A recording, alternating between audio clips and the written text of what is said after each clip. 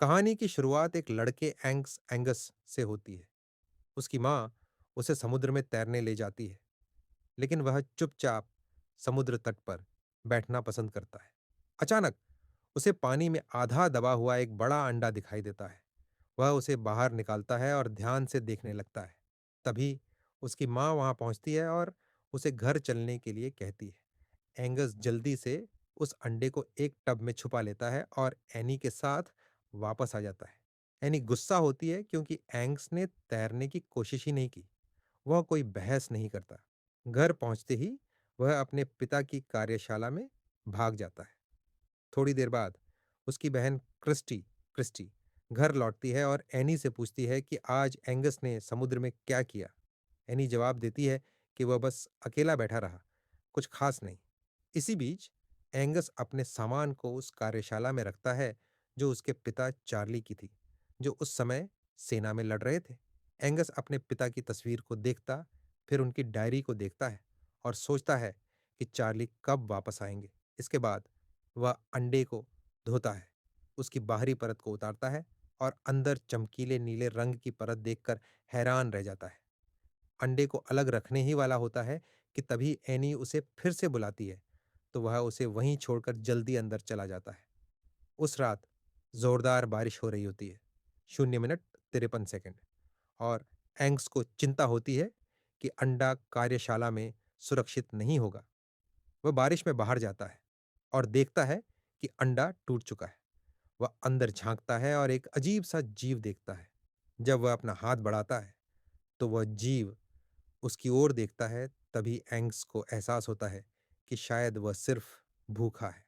वह जल्दी से उसके लिए खाना लेने जाता है और जब वापस आता है तो उस जीव की आवाज शांत हो चुकी होती है। एंगस धीरे धीरे अपने नए दोस्त को खाना खिलाता है और जब एनी फिर से उसे बुलाती है तो वह बिना किसी पछतावे के सो जाता है। अगली सुबह एंगस उठता है और अपने घर के बाहर सैनिकों की एक टुकड़ी देखता है।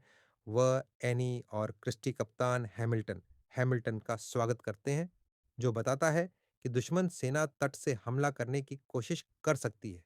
उसके सैनिक उनके घर में ही ठहरेंगे ताकि तटीय रक्षा की तैयारी की जा सके।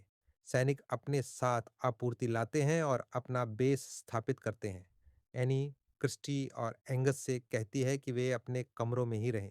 बाद में एंगस लाइब्रेरी जाकर उस रहस्यमय जीव के बारे में एक किताब ढूंढता है। किताब हाथ में लेकर वह जल्दी से कार्यशाला लौटता है, लेकिन वहां उसे अव्यवस्था दिखाई देती है और वह देखता है कि वह जीव चार्ली का जूता चबा रहा है।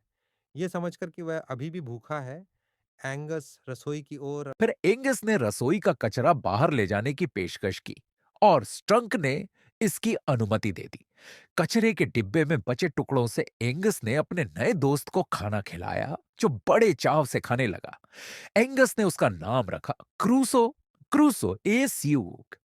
सारा खाना खा लेने के बाद क्रूसो खुशी खुशी पानी से भरे एक डिब्बे में तैरने लगा, जो एंग्स ने उसके लिए भरा था। इसी बीच कप्तान हैमिल्टन अपने सैनिकों को लगातार कड़ी ट्रेनिंग दे रहा था और जोर देता रहा कि वे हर पल दुश्मन के हमले के लिए तैयार रहें। एंग्स ने क्रूसो को कार्यशाला में अकेला छोड़ा और चुपचाप वहां से निकल गया ताकि एनी को भनक न लगे। कुछ देर बाद लुईस नाम का एक आदमी शहर में पहुंचा और सीधे उस कार्यशाला में गया जहां एनी काम कर रही थी। उसने नौकरी मांगी और एनी ने कहा कि पहले उसे पूरी कार्यशाला साफ रनी होगी। लुईस मान गया और तुरंत काम में लग गया। सफाई करते समय वह वही कचरे का डिब्बा बाहर ले गया जिसमें एंगस ने क्रूसो को छुपाया था। जब एंगस ने यह देखा तो वह लुईस को रोकने के लिए दौड़ा, लेकिन डिब्बा खाली था। एंगस ने गुस्से में पूछा कि लुईस कौन है और उसके पिता की कार्यशाला में क्या कर रहा है। उसने लुईस को याद दिलाया कि उसके पिता चार्ली जल्द ही युद्ध से लौट आएंगे। लुईस ने जवाब दिया, देखो भाई, जब तुम्हारे पिता लौटेंगे तो वे कार्यशाला पर अपना हक जता सकते हैं, लेकिन तब तक यहां मैं जिम्मेदार हूं। यह समझकर कि क्रूसो खतरे में है, एंगस जल्दी से अंदर भागा और घर में उसके लिए एक सुरक्षित जगह ढूंढने लगा। उधर क्रूसो चुपके से घर के अंदर घुस चुका था। सार्जेंट स्ट्रंक का कुत्ता चर्चिल उसे देखकर उसके पीछे दौड़ा, लेकिन वह जंजीर से बंधा था और उसे पकड़ नहीं सका। क्रूसो फुर्ती से बाथरूम में घुस गया। ठीक उसी समय जब क्रिस्टी अंदर आई, वह चीख पड़ी और ऊपर की भाग गई। एंग्स ने उसे शांत किया और समझाया कि क्रूसो उसका पालतू है, जो समुद्र किनारे मिले उस अजीब अंडे से निकला था। क्रिस्टी घबरा गई, लेकिन उसने वादा किया कि वह एनी को कुछ नहीं बताएगी, क्योंकि क्रूसो किसी को नुकसान नहीं पहुंचाएगा। वापस कार्यशाला में एनी ने लुइस को चार्ली के कुछ कपड़े धोने के लिए दिए। लुइस हिचकिचाया और पूछा कि कहीं चार्ली कभी लौट कर ना आए। भरे हुए दिल के साथ एनी ने स्वीकार किया कि चार्ली की मौत हो चुकी है, जब उसका जहाज समुद्र में डूब गया था। फिर एनी ने लुइस से बाथरूम की लीकेज ठीक करने को कहा। जब लुइस उसी बाथरूम का दरवाजा खटखटाने लगा, तो एंग्स और क्रिस्टी ने उसे अंदर आने से रोकने की कोशिश की। लंबी चुप्पी के बाद लुइस ने धमकी दी कि वह एनी को सब बता देगा। आखिरकार क्रिस्टी को दरवाजा खोलना पड़ा।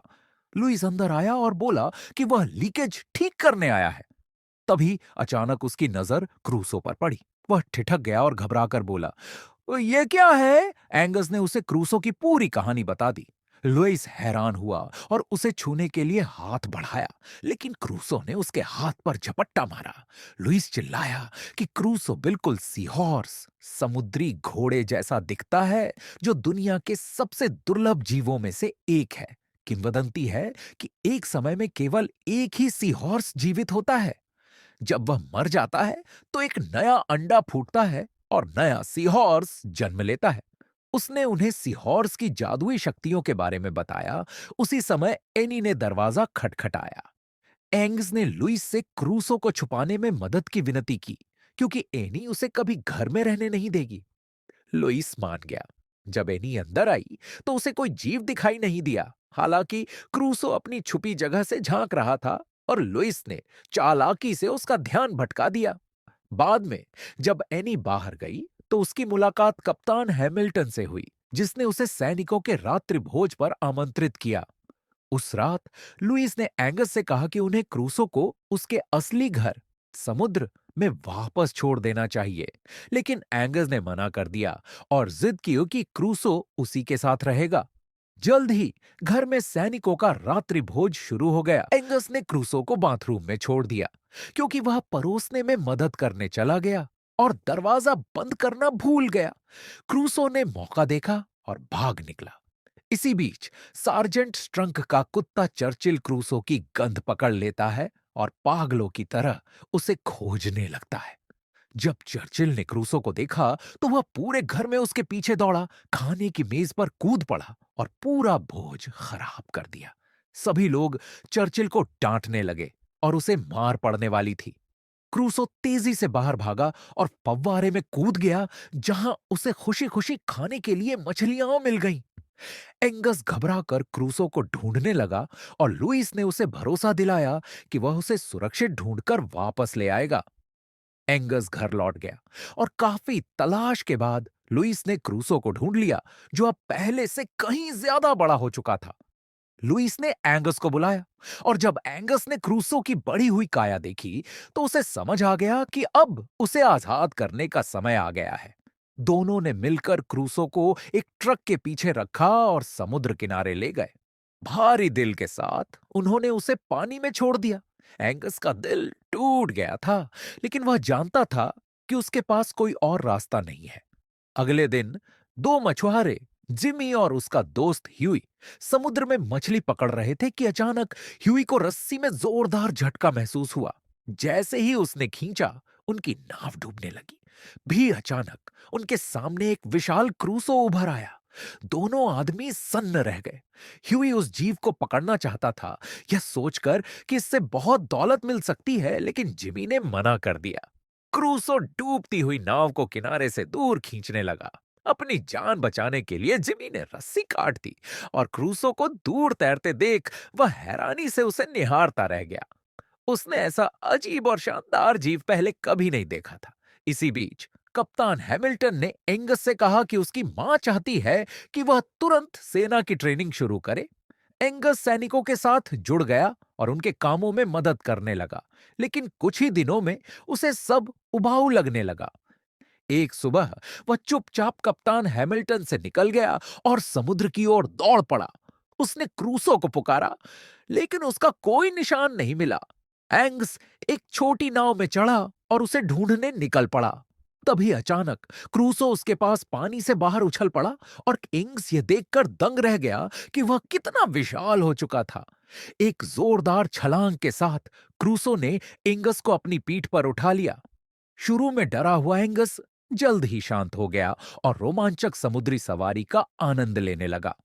जब क्रूसो उसे वापस किनारे छोड़ गया, तब सार्जेंट स्ट्रंक का कुत्ता चर्चिल उसकी गंध पकड़ लेता है और पानी की ओर दौड़ पड़ता है। स्ट्रंक हैरानी से उसके पीछे भागता है। उसने कभी इतना बड़ा और अजीब जीव नहीं देखा था और उसे अपनी आंखों पर यकीन नहीं हुआ। उसी रात एंगस ने उत्साह से क्रिस्टी और लुइस को अपने रोमांच की कहानी सुनाई। वे हंसे और खुशी से झूम उठे। उनकी हंसी पूरे घर में गूंज उठी। दरवाजे पर खड़ी एनी ये सब देखकर मुस्कुराई और चुपचाप लौट गई। लुइस उसके पीछे गया और एनी ने उसका धन्यवाद किया। लुइस की वजह से वह अपने बच्चों को खुलकर हंसते हुए देख पाई थी। लुइस हल्के से हंसा और वहां से चला गया। इसी दौरान जिमी एक रिपोर्टर जॉक को उस अजीब जीव के बारे में बता रहा था जिसे उसने समुद्र में देखा था। जॉक को लगा कि ऐसे जीव की खबर शहर में निवेशक और पर्यटक ला सकती है। ह्यूई ने तर्क दिया कि शहर जैसा है वैसा ही ठीक है, लेकिन जॉक ने जोर दिया कि लोगों को इस संभावित खतरनाक समुद्री जीव के बारे में जानने का हक है। अगले दिन हैमिल्टन एनी और उसके बच्चों को पास की एक पहाड़ी पर ले गया ताकि सेना की तैयारियां दिखा सके और दुश्मनों के खिलाफ इस्तेमाल होने वाले हथियारों का प्रदर्शन कर सके। उसने अपने सैनिकों को आदेश दिया कि वे पानी में छिपे लक्ष्यों पर नकली हमले करें। एंगस समझ गया कि इससे क्रूसो खतरे में पड़ सकता है और उसने एनी से अभ्यास रोकने की गुहार लगाई। एनी उसकी बेचैनी नहीं समझ पाई और उसे चुपचाप खड़े रहने को कहा। यहां तक कि क्रिस्टी की यह विनती भी कि एंगस सच कह रहा है, अनसुनी कर दी गई। सैनिकों ने उथले पानी में नकली गोलियां चलानी शुरू कर दी। डरा हुआ क्रूसो जान बचाने के लिए बुरी तरह संघर्ष करने लगा। जिमी और जॉक क्रूसो की तस्वीर लेने किनारे आए थे, लेकिन वह दिखाई नहीं दिया। निराश होकर उन्होंने एक नकली पुतला बनाया, उसकी तस्वीर ली